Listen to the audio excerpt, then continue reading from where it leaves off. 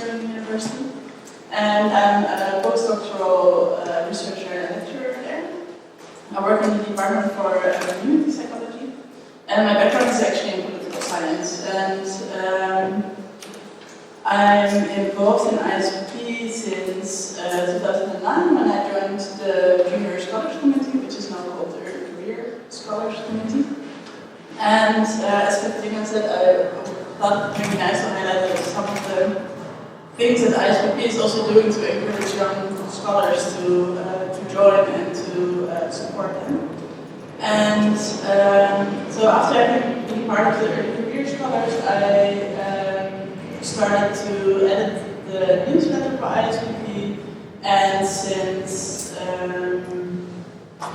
couple of years, I'm also the director of communication, which means that I basically try to coordinate a bit of the information that's on the website and think about how we can communicate better with our members. And so if you have any suggestions there, of course, I'm very happy to hear that. So, Katarina already mentioned that our conference is organized once a year, and they're very open, they always have a nice atmosphere, I would say. People are very easy to talk to, and people, also senior people, they're always very happy to talk with early career scholars, it's our impression. And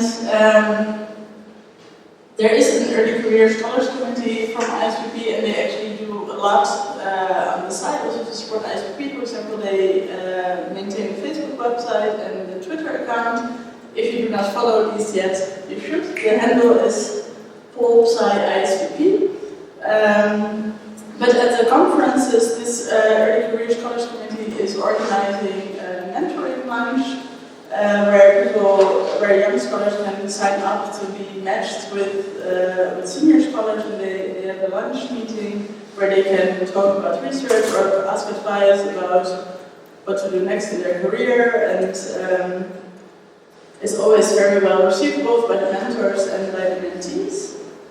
Then there's, at the annual conferences, the Early Career Scholars, they also organize this social hour where you can get together and get to know people and try to find your way through the conference.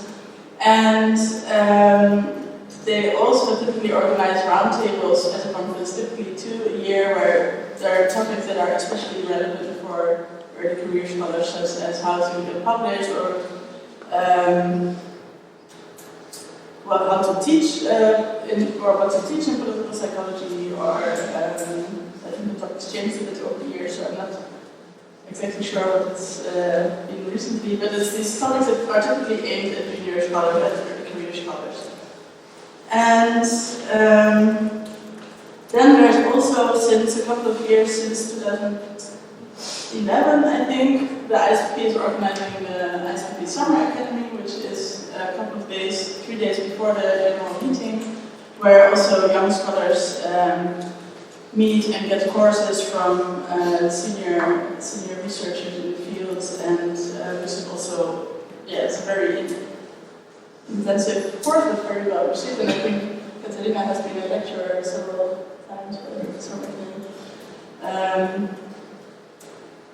So that's, I think, things that early career scholars is doing, and they're also maintaining a blog where they invite people to write, or where they share.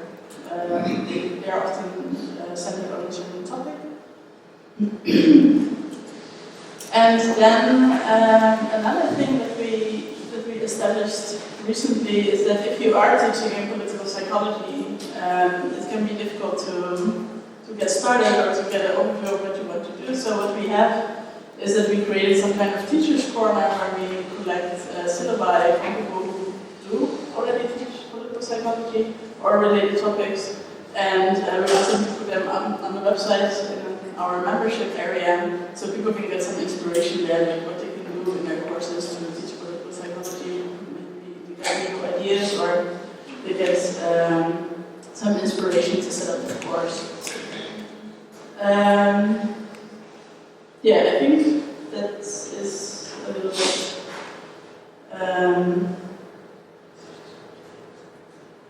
mostly about the junior scholars. I'm thinking if there's something else that is still missing out.